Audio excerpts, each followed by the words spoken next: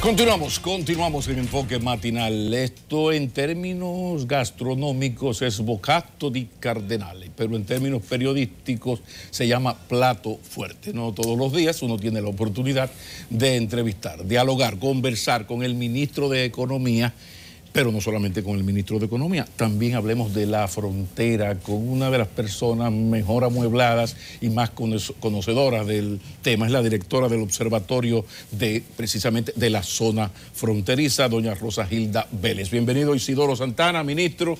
Gracias, y yo... Rosa Hilda Vélez. ¿Todo está bien por allá? Sí, está bien. Golpee, Nelson. Adelante, Valor. Déjeme comenzar con usted, ministro, y vamos a hablar del presupuesto y de la ley de hidrocarburos. Desde hace un par de meses el gobierno, yo decía en un artículo que Danilo es un suertudo, porque ese precio del barril ha estado en picada y llegó el día pasado a 49. Hoy está, con todo y que López decidió el viernes aumentar la producción en 52,53 y solamente ha aumentado $1 del viernes a esta fecha. Y eso le quita presión al presupuesto y además da buena perspectiva para el presupuesto del 2019 porque el barril está pensado a 62,90 creo del petróleo y si comenzamos con 50 bajito, ahí va a haber economía en electricidad, en los subsidios focalizados. Entonces, ¿qué perspectiva le da usted al presupuesto del año que viene con ese hándicap? Y además, si lo de la ley de hidrocarburos ya se olvidó o usted sostiene que no hay forma de modificarla. Vamos por partes. Dijo Jack.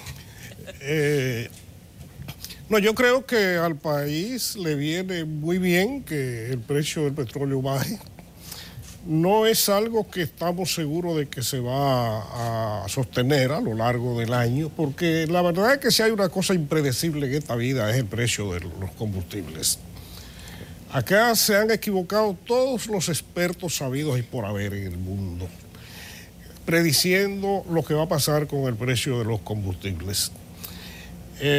Pero el año pasado, bueno, con miras al presupuesto de este año, se había hecho una proyección con un precio relativamente bajo y terminó con un precio bastante alto, el promedio anual.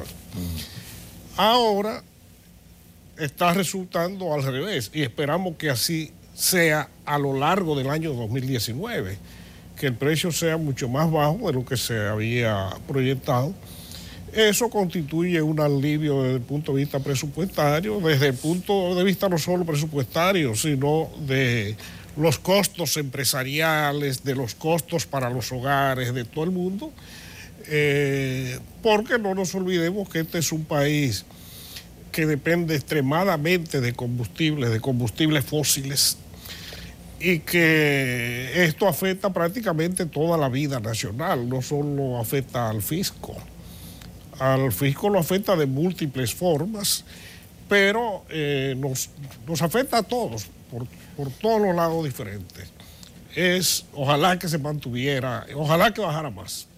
Y la contraparte de esto de que si está muy bajito, los impuestos por el combustible le bajan al Estado, compensa.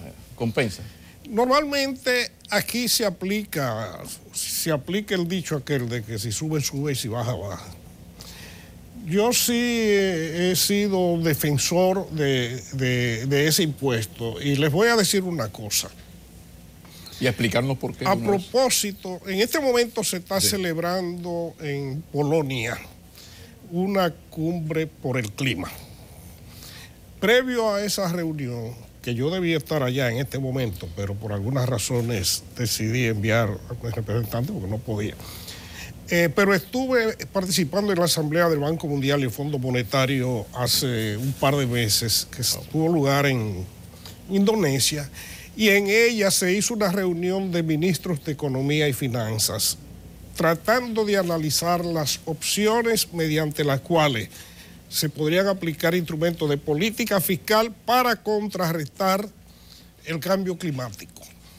Y una de las cosas que más se discutió, y uno de los pocos logros, bueno, de los logros principales que yo pude exhibir como República Dominicana, fue que aquí tenemos un impuesto relativamente alto al consumo de combustibles fósiles y de hecho era uno de los temas principales de discusión entre los ministros. En aquellos países que ya lo tienen, que la mayoría de los países europeos tienen impuestos altos al consumo de esos combustibles, pero en el caso de aquellos que no los tienen, que son la mayoría de América Latina y Asia, e incluso Estados Unidos, la discusión era cómo ellos establecer altos impuestos para desalentar el consumo de combustibles fósiles. Lo que pasa es que cada país debe entonces ofrecer la alternativa. Pasa en Noruega, tienen unos impuestos altísimos para que usted consuma lo otro. Pero, por ejemplo, aquí no en la política del vehículo híbrido. O sea, esas alternativas no sean, el gas natural no funcionó aquello. En la medida en que se force, las cosas van fluyendo poco a poco. No te olvides que hasta hace unos años nadie pensaba que se iban a generar tan rápidamente alternativas de generación eléctrica por vía del viento, por vía del mar, por vía del sol. Y ahora mismo esas son las tecnologías que están progresando más rápidamente y se están difundiendo en el mundo y se han convertido en altamente competitivas desde el punto de vista económico. De hecho, ahora mismo lo más rentable es invertir en generación eléctrica alternativa. Y eso mismo va a ocurrir con los vehículos. Pero ojalá que el Estado también escuche la otra parte de los noruegos y estos países que ponen impuestos a la gasolina y estas cosas, porque también tienen la manera de incentivar lo otro, el gas natural. Pero hay una pregunta que creo que es fundamental. Uno siempre ha dicho aquí, lo ha repetido mucho, que los dominicanos nos plantamos bien a batear, pero entonces nos ponchamos. Operamos muy bien, pero se nos muere el paciente. ¿De qué yo estoy hablando? Del éxito de la política económica y monetaria del país, del éxito de la economía dominicana en cuanto al crecimiento. Somos líderes, tenemos 50 años adelante. Líder en primer lugar, segundo lugar, tercer lugar, adelante. Sin embargo, no hay una relación entre el éxito en términos de crecimiento económico y los indicadores sociales. Más de uno ha hablado entonces de que ha llegado el momento de cambiar el modelo. También esto está provocando también el asunto de la informalidad de la economía, que es otro problema. ¿Se está pensando desde el gobierno en hacer, yo sé que es difícil, lo del cambio de modelo? Porque lo que está pasando en Francia tiene que ver con desigualdad social.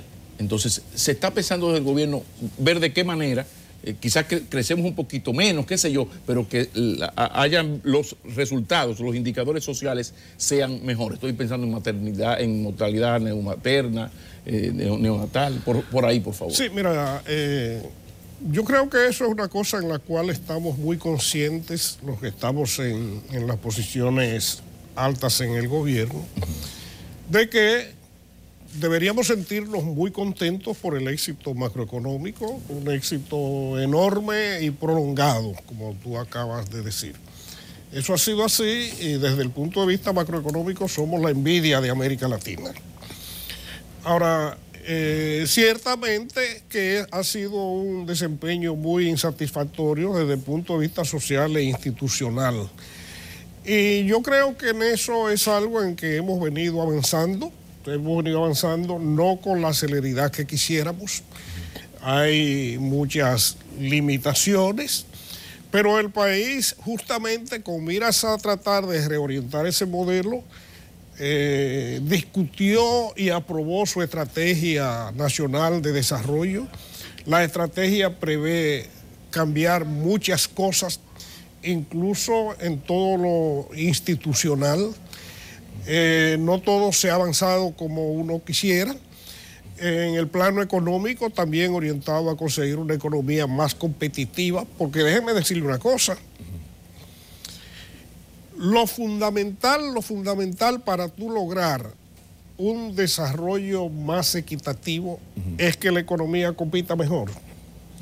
No hay forma de tú desarrollar un país bien, por mucho que crezca, si no crece bien la industria, la agricultura, los sectores expuestos a la competencia. Porque esos son los que generan y absorben tecnología, porque esos son los que generan empleo formal, porque esos son los que permiten que los salarios suban. Mientras tengamos una informalidad tan grande, mientras tengamos un crecimiento de los sectores no competitivos, ahí siempre hay problemas. Y eso es lo que todavía no hemos logrado todo el éxito que desearíamos. ¿Y no es peligroso, ministro, que haya una informalidad superior al 50% y un endeudamiento que ya pasó también del 50% del PIB? O sea, ¿no es peligroso? ¿No nos podemos morir de éxitos? No creo que nadie se muera de éxito. Mira,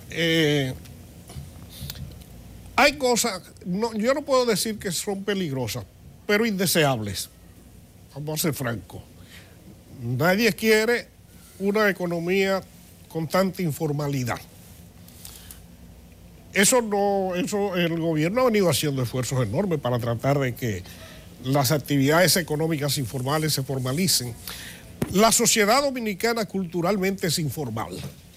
Eso es así. Somos informales por naturaleza en muchísimos aspectos de la vida. Tú tomas cualquier negocito, tú sales a la calle ahora mismo y tú ves cualquier negocito pequeñito y ese mismo negocito en Alemania es formal, completamente formal. Hasta el que vende guineo maduro en la esquina es un negocio formal. Acá tenemos informalidad hasta una empresa grande. Lo otro es el tema de la deuda que tú dices. Eso también es algo que no es peligroso en la circunstancia actual, pero no es deseable. Nadie quiere que la deuda siga creciendo. ¿Ustedes escuchan los consejos de Fondo Monetario Internacional, BID? Porque aquello de que coma hierba millones de vacas no pueden equivocarse. Entonces no es posible que tantos organismos internacionales y organismos, instituciones internacionales, que todas coinciden en advertir al gobierno, ¡Ey, te está pasando! Ya llegamos, vamos para el 50, ya pasamos del 50. Sí, eso es una fuente de preocupación en el gobierno. En realidad nadie quisiera. De hecho, el propio presidente, por eso es tan enfático cada vez que se están discutiendo estas cosas, en la necesidad de reducir a su mínima expresión el déficit fiscal, porque el déficit es lo que provoca el endeudamiento. Es decir, todo el que tiene déficit se endeuda. Ahora, para evitar endeudarse hay que recaudar más ingresos o gastar menos. Gastar menos es impensable en uno de los países con coeficiente de gasto público más bajo que hay en el mundo entero, porque eso es así. Y eso es lo que provoca muchas de las precariedades a que nos referíamos hace un rato, en términos de salud, en términos de infraestructura, en términos de cualquier tipo de servicio. Ministro, déjeme llegar de un brinquito a la frontera de la mano de la señora Vélez, porque lo que dice el observatorio... Ahí es que queremos llegar. Sí. Y vamos a comenzar por el sur, el recorrido. Déjeme decirle a los televidentes, para refrescarle la memoria, que según el observatorio, la tasa de pobreza en 5 provincias de la frontera es 42% y el promedio nacional es de 23%, que el nivel educativo en la frontera es de 87% y la media nacional 94%, que la mortalidad infantil es de 118 muertes por cada 100 nacidos vivos, mientras la media nacional es 109. Y en contraste, por la frontera no pasa... por cada 100 nacidos vivos. 100.000. Sí, y el contraste es que el 83% de la mercancía pasa por la frontera, por nuestro segundo socio comercial. Los datos están ahí y son dramáticos. Pero ¿qué hace el gobierno para revertir esa situación? Porque también es dramática la emigración.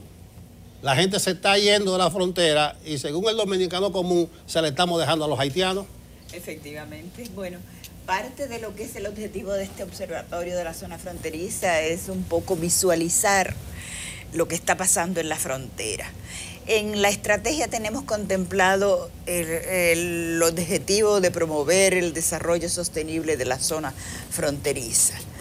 Y un objetivo grande y general de la estrategia es la cohesión social y territorial.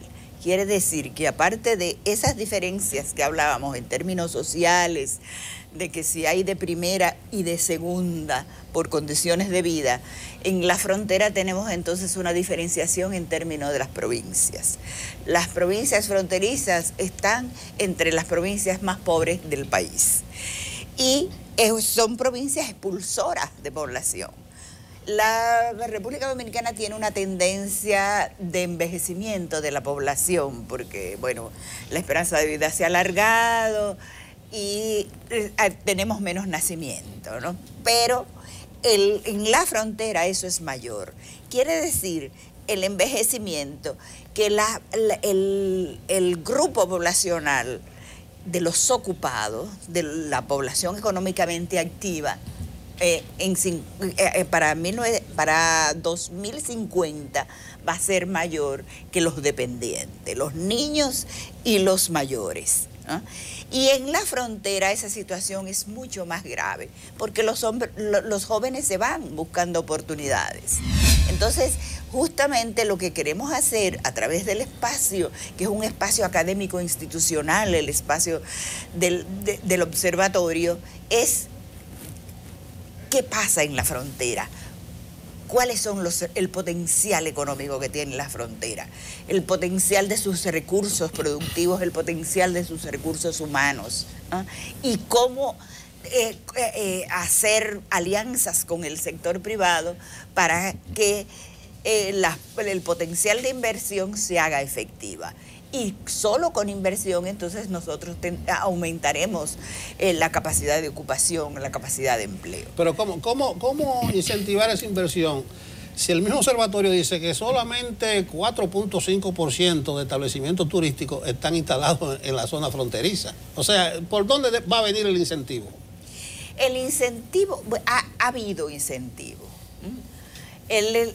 Pasa que eso es lo que tenemos que analizar y estamos en el MEPIB en esa dirección, conjuntamente con sectores académicos, para presentar cuáles son las opciones, porque lo que nosotros tenemos que presentar son opciones de política viables, pero esas opciones de política viables tienen que ser bajo el conocimiento de lo que es la zona, del potencial productivo que tiene la zona. Por ejemplo, nosotros tenemos el caso de que ha crecido mínimo, pero ha crecido la inversión en frontera en los últimos años, pero la inversión que se ha establecido en la frontera no se relaciona con los recursos que tiene la frontera, ¿no? Entonces, se lleva inversión, pero hay la capacidad que tiene, ese potencial productivo agrícola, pesquero. Analizábamos, por ejemplo, en un foro este sábado en Montecristi,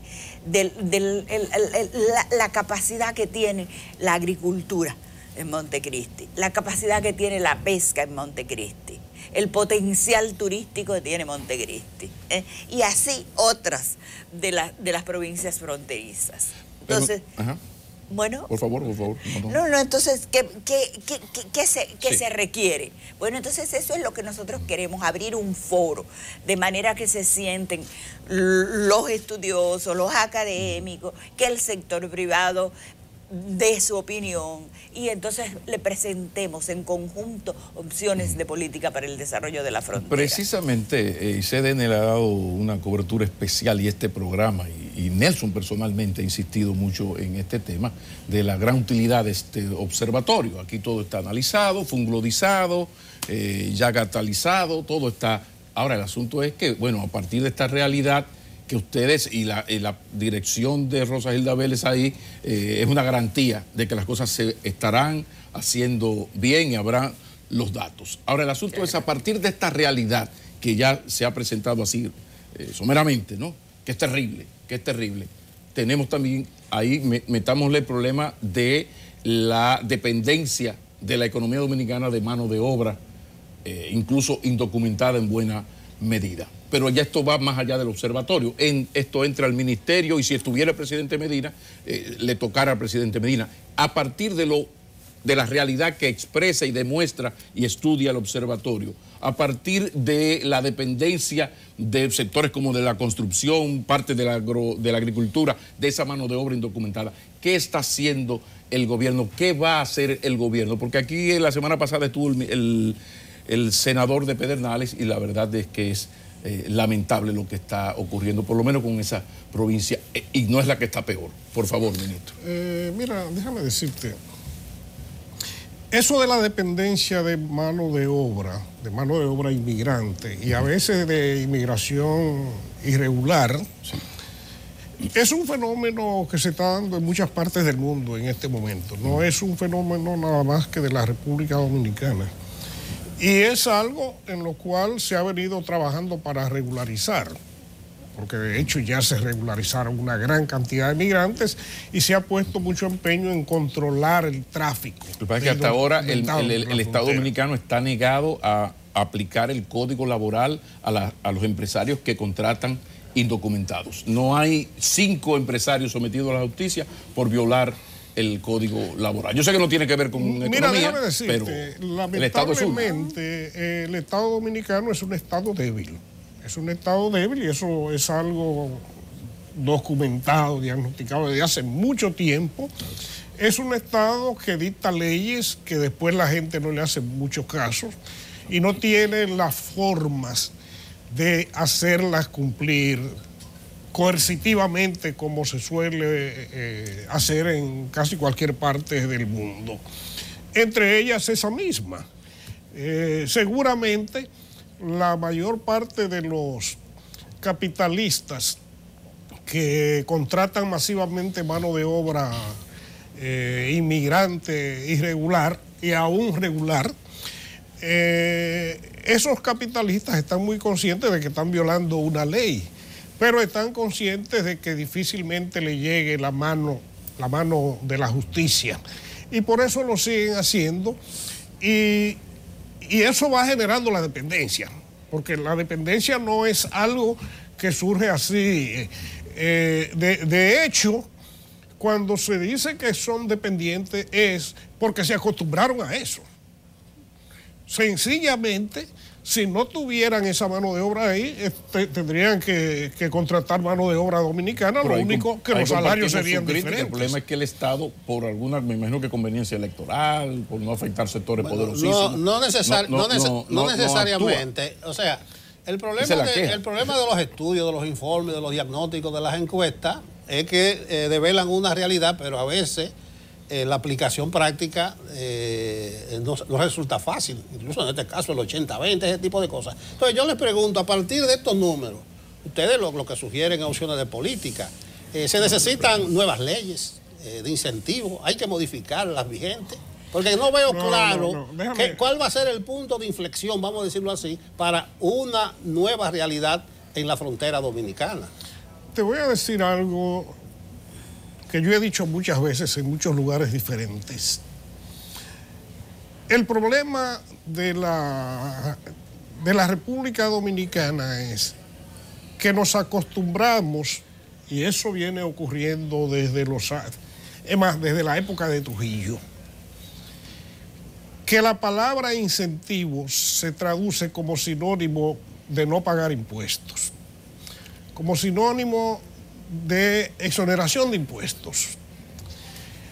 Y eso existe en la frontera, eso existía.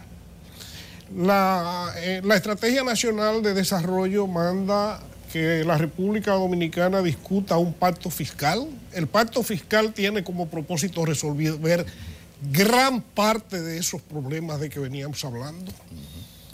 Tiene que ver cómo el Estado Dominicano va a crear un buen sistema de seguridad social, un buen sistema de salud, un buen sistema de seguridad ciudadana, un buen sistema municipal y cómo lo va a financiar, todas esas cosas. Y manda que sean revisadas para fines de racionalizar las leyes de incentivo. Probablemente, lo que necesitan las actividades productivas en la frontera no sea tanto que le exoneren impuestos, porque eso lo tiene. Eso lo tiene desde hace casi 2 décadas y no ha dado resultados. Pero usted me da la razón. Entonces, porque otro tipo de cosas que hay que hacer. El pacto fiscal o se fue al carajo o se fue para después del 20. Es que había que revisar las exenciones. Entonces, y golpeó el sector la realidad afectado. dice una cosa. El viejo refrán, una cosa piensa el burro. Yo particularmente pienso que hay un componente de la estructura económica dominicana, hay una inserción de la fuerza de trabajo extranjera, haitiana específicamente, que tiene un lugar en esa estructura. Porque todos los estudios coinciden en que la mano de obra haitiana no es sustituta de la mano de obra dominicana. Entonces, en la dirección justo a lo que va el plan de regularización es eso, documentar. Y una vez documentado, entonces, bueno, vemos a ver cuáles son las posibilidades en términos del 80-20, etcétera. Cosas que de repente tendríamos que revisarlo para determinadas áreas o para determinados sectores. Por ejemplo, la producción de banano. Ahí todos los extranjeros que están documentados, porque es una exigencia, es un proyecto de la Unión Europea, es una exigencia. El que absorber ese mercado tiene que estar regulada la actividad. Y entonces, bueno, funciona. Entonces, si funciona ahí en una actividad que tiene un mercado recurrente, seguro, entonces hay posibilidades para que eso se haga extensivo a otras actividades. Ahora, lo cierto es que el gobierno no se ve decidido a aplicar sus propias leyes si eso le significa pérdida de popularidad. Aquí se habló de pacto fiscal y cuando se lanzó aquella infografía donde decía que se iban a revisar, no era que quitarnos, a revisar una por una cada excepción, el CONE creó hasta un partido, una cosa que llamaban Iniciativa por la Institucionalidad Democrática. Oye, esa vaina, o sea, terrible, ¿no? Entonces, de repente el gobierno echó para atrás. Ministro de Economía, que además es un técnico con toda la experiencia del mundo y 3 años más. Es duro estar al frente de un ministerio, tener las cosas tan claras y saber que hay una realpolitik terrible, implacable y unas elecciones que ganar que impiden que se hagan cosas que la ley lo manda y la lógica lo indica. Mira, déjame decirte. Tómese su tiempo, no hay problema, estamos en confianza ya. Sí. De verdad que es duro, de verdad. Pero déjame decirte, la realidad dominicana, primero, para cualquier economista y para cualquier gestor de política económica, la realidad política es algo que está ahí, es algo con lo cual hay que contar. Eso es así. Ahora, acá ocurrió hasta ahora, porque yo no creo que el pacto fiscal se haya renunciado a él. El pacto fiscal se ha pospuesto, pero hay que hacerlo, porque este país tiene que ponerse de acuerdo en cómo va a solucionar una serie de problemas. Hay que hacerlo de todas maneras, sea hoy o mañana. Ocurrió una cosa. Cuando se inició el gobierno del presidente Danilo Medina y la Estrategia Nacional de Desarrollo mandaba la celebración de 3 pactos, el gobierno optó por una lógica que es no meterse en discutir los 3 al mismo tiempo, porque eso era... miren, discutir estas cosas es un desgaste personal, político, institucional increíble.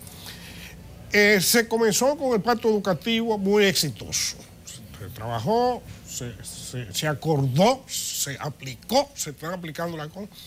Se inició el proceso de discusión del pacto eléctrico.